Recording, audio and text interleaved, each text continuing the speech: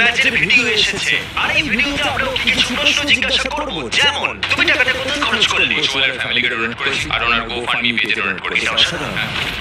আর আমাদের সেকেন্ড চ্যানেলে অনেক প্রশ্ন করা হয়েছিল এই কমিউনিটি পোস্টে, আর সেখান থেকে বাছাই করা কিছু প্রশ্ন আমি এই ভিডিওতে করব। আর এই প্রশ্ন উত্তর পর্বকে আরো মজাদার করে তুলতে আমরা এটা করছি।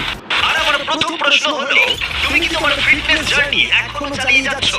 হ্যাঁ, আমি এখনো সেটা করে চলেছি। সত্যি বলবে, গত 2 মাসে তুমি কি ওয়ার্কআউট স্কিপ করেছো? হ্যাঁ, 1-2 দিন হতে পারে। ম্যাচ, তোমার এটা করা উচিত না কিন্তু। আমি জানি 1-2 দিন হয়তো। ঠিক আছে, পরের 2 মাসও স্কিপ করবে নাকি? না, ঠিক আছে।